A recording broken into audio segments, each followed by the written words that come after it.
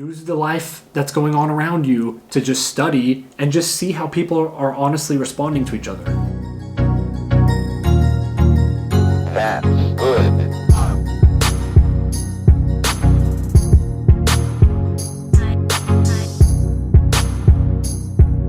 What's going on, YouTube? Welcome back to my channel. I am the host, Brian Terry Snell, actor, filmmaker. Today, I have a pretty awesome topic. So, it's not going to be 5 things that book you the job. It's actually just going to be 5 things that will assist you in booking the job. And these are going to be kind of things that you can start doing today, so to say, and you'll understand more once we get into the video.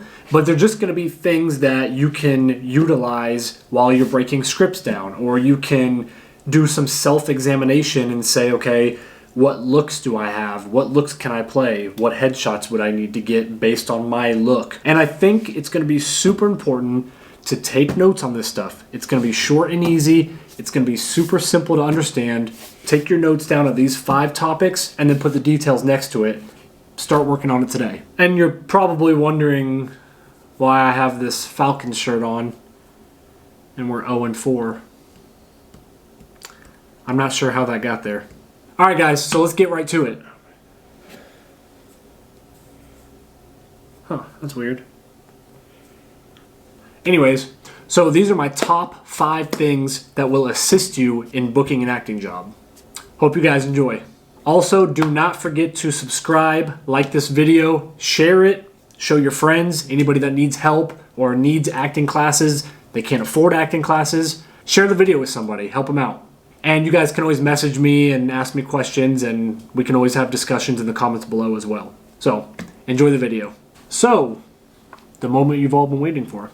5 things that will assist you in booking an acting job. My first thing is not, the most important thing, but I think it's something that people need to understand a little bit better, and that is something I've touched on in my last video.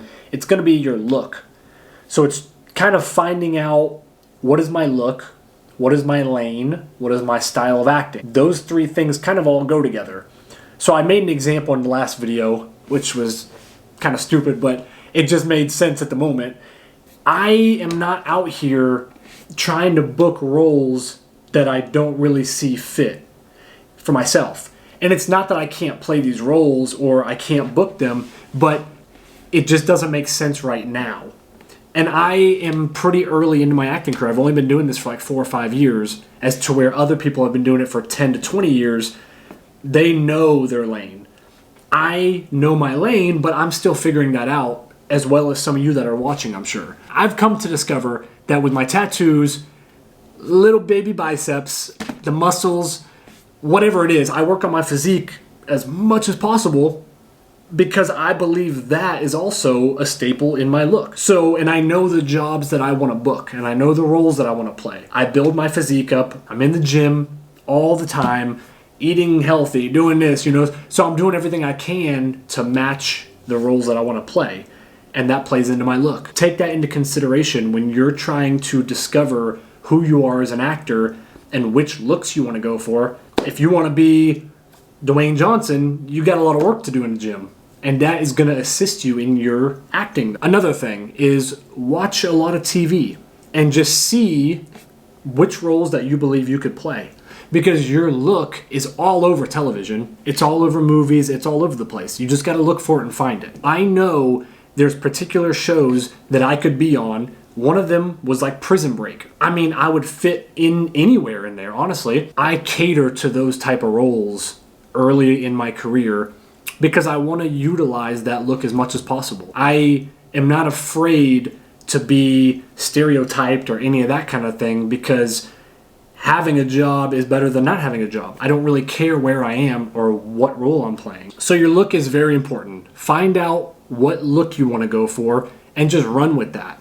Watch a lot of TV, watch a lot of movies, and just figure out which looks that you match, because they're out there, trust me. There's about 30 of you out there, and probably 50 of me. Find out where your look belongs. Find out which roles that your look will book you, and run with that. Match your headshots with that. It just sums up to finding your lane.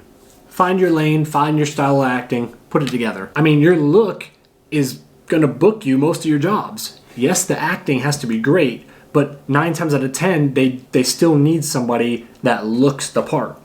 If you don't look the part, you might not get it. And that's okay. But just know your look. All right, and the next thing I want to talk about is something that I don't really hear anybody ever talking about, and I think it's super important, is going to be your essence, which is kind of tough to explain, but it's kind of like the vibe that somebody gives off.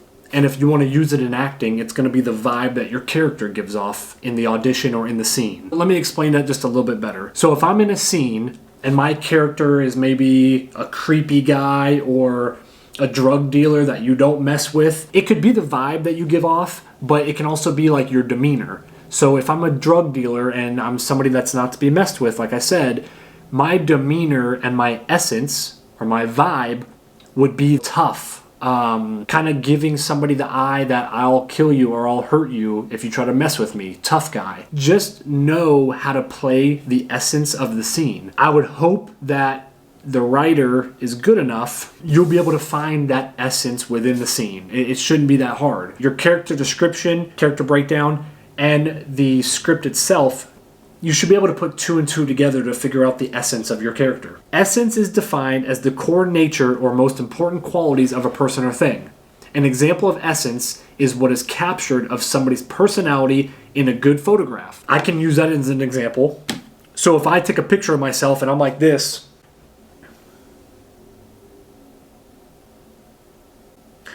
obviously the essence or the vibe that I'm giving off is kind of like F off. Like, I don't want to take this freaking picture, you know what I mean? Or whatever. But if I'm in the picture like this, the essence that I'm giving off is like happy, go lucky, you know? So 2 totally different sides there. So just be aware of the essence that your character is giving off. I mean, I could go on for like a million examples. I don't want to bore you. Your essence is just going to be very important, and I don't really hear a lot of people talking about that. I really wanted to cover that one. I was pretty excited to cover that, actually. The essence will also give the audience kind of a view of who this character is. If you think about it, the guy that is tough guy, doesn't want anybody to mess with him, and his essence is maybe kind of a bad vibe throughout the film, your audience is going to pick up on that. The camera's going to pick up on it, and it's going to show straight to the audience what kind of character this guy is. The third tip I have for you guys today to help assist in booking your acting job is going to be honestly responding. It's about as simple as it sounds. It doesn't matter if you're in an audition or if you're on set or if you're running lines with your scene partner. Honest responding is exactly what it sounds like. If you think about everyday life, right? Day-to-day life. When somebody's talking to you, you're genuinely listening. You're not thinking about listening, you're just listening. If we're in a scene together and somebody's telling me information that I've never heard before and it's like a huge surprise, I don't really need to act surprised. I don't need to give this, oh my gosh, all this other stuff. I just need to genuinely respond in an honest manner. If it's surprising, you can be subtle in a surprising manner. I mean, just go out and watch people. Do some people watching. I'm telling you, you can see people's attitudes change. You can see their physicalities change. You can literally study their behavior, and a lot of times they're honestly responding by just sitting there and like, oh, okay, yeah. Oh, wow, yeah, that's great, man. I didn't know that. You know, and it's very subtle movements. We don't need to do a lot. We just need to live in the moment. We don't need to be interesting either. Everybody wants to be so interesting, and I think the more you try to be interesting, the less interesting you are. It's going to take away from your scene. So just trust yourself that you're interesting. Anything that you do on camera, just trust that it looks interesting, because I promise you it'll help you. You will look more interesting. So, honestly responding. Live in the moment, be relaxed, and just have the connection with your scene partner. If they're telling you some information and your line is, wow, I didn't know that, wow, I didn't know that. I mean, it's not that hard. Just honestly tell them, wow, I didn't know that. And like I said, this will go for in auditions, on set, whether you're running your lines with your partner before you get on set. Just practice that honest responding. Try to make it as simple as possible. We as humans don't really do that much. Think about the last argument you had with somebody, or think about the last conversation you had with somebody. When we argue with people, we actually try our hardest not to yell at them most of the time. But when you see somebody auditioning, or maybe even on set, everybody wants to yell in an argument. That right there kind of tells you, are they being honest or not in that moment? Use your everyday life. Use the life that's going on around you to just study and just see how people are honestly responding to each other. You're sitting at Starbucks, you see two people talking. Watch how the person responds once the person's done talking or while they're talking. That is honesty. When we have conversations with each other, we don't think to ourselves, okay, I'm listening to him right now. Okay, I'm understanding what he's saying right now. Okay, I'm honestly responding right now, and I'm going to say what I want to say now, and I'm going to respond with my line. We don't really do that. We literally just sit in the moment and we don't know what's going to happen. We don't think about it. So use that. I'm telling you, it's a game changer. Honestly respond, and don't premeditate and don't think about what's happening. Just be there. All right, number 4, given circumstances. The given circumstances are in your script. Most of the time, you're going to be able to ask yourself a question, and then you're going to be able to find the answer in a well-written script. Let me say that. So what are given circumstances? Let me tell you. First one, who am I? Who is my character? What is my character doing? Why is my character doing what he's doing? Try to find those things within your script. Who is my scene partner? Who's going to be in this scene with me? Is there 2 more characters? Is there 3 more characters? Or is there just me by myself maybe? Another great given circumstance that you can try to find in the scene is, what does my character want? You can also find in the script, okay, is it daytime or nighttime? A great thing to look for in your given circumstances is going to be the relationship between your characters. I want to do the best I can to figure out what the relationship is between me and this person in the scene. What's happening? Why is it happening? What does she want? What do I want? What are we willing to do to get to it? If you look at an argument, everybody wants to put their point of view on the other person. This person wants to put their point of view on me, and that's what an argument is. That's where the clash is. You want to find that relationship. And this is a smaller thing, but it's very important, is where am I? Pay attention to your environment in the scene. Are you guys in a warehouse? Are you guys at Winn-Dixie? Are you guys at a shopping mall? Are you in a parking garage? That's going to be super important too, and you will find that in your script. Your environment is going to play a huge role in what's happening in this script or in this scene. I also think there's another given circumstance that I don't hear talked about that often, and that's going to be the pivot point in the scene. I don't always see the pivot point, but 9 times out of 10 it's there, and I always look for it. It could be like an emotional change. Something happens and there's an emotion that changes, or some kind of event that happens in the script.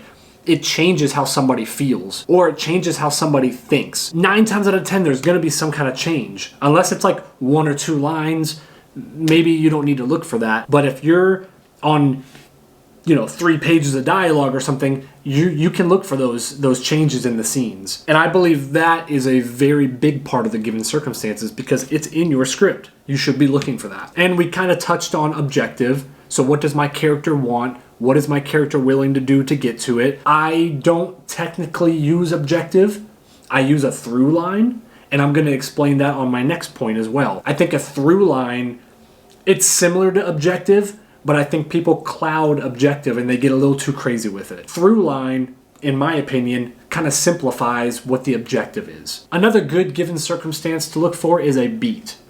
So I don't necessarily like to call the beat a pause, because then people will use it in an unnatural way, if that makes sense. I look at it more as it's a redirection. Use it as a redirection. Like a beat could mean that the character is making an adjustment, right?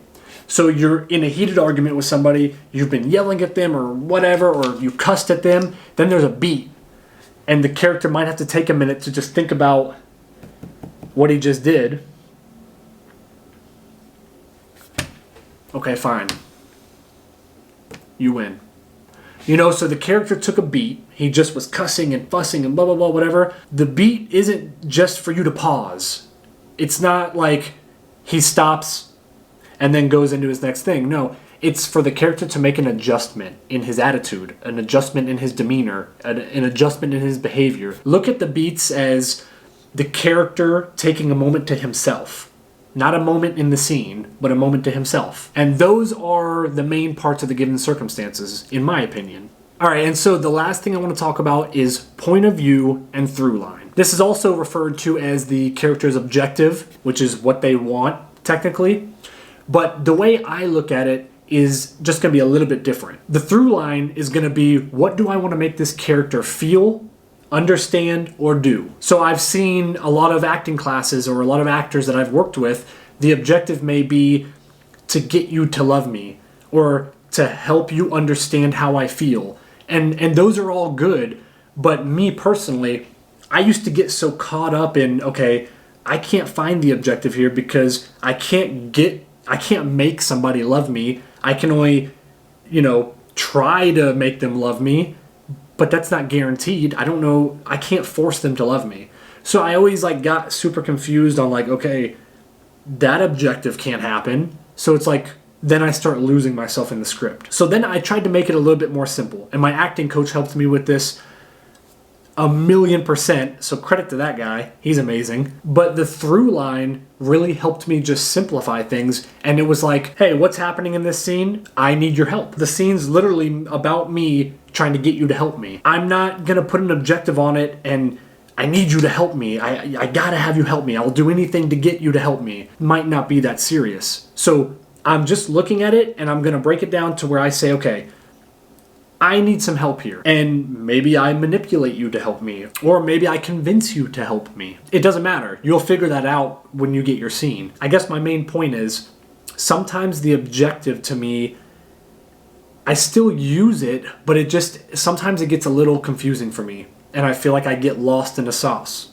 Lost in the sauce. So I use through line. What is my point of view on this situation? Find your character's point of view. What are they trying to do to this other character?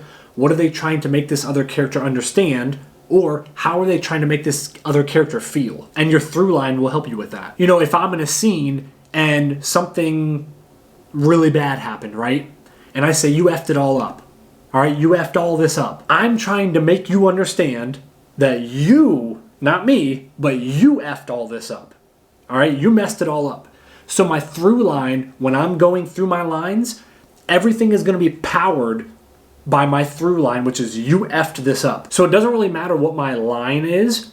I need to make you feel that you messed it all up. So that's how I'm going to send all my lines to you. I hope that was simple enough. That was not easy to explain.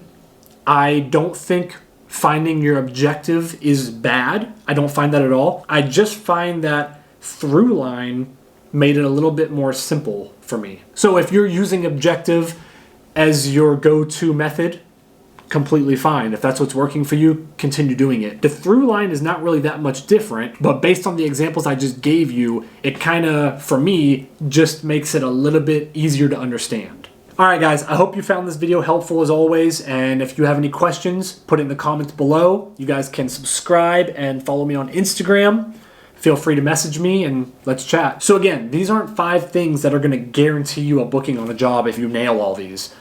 These are just things that you can practice daily, and they're going to assist you in booking the job. And I will see you guys next time. Thank you.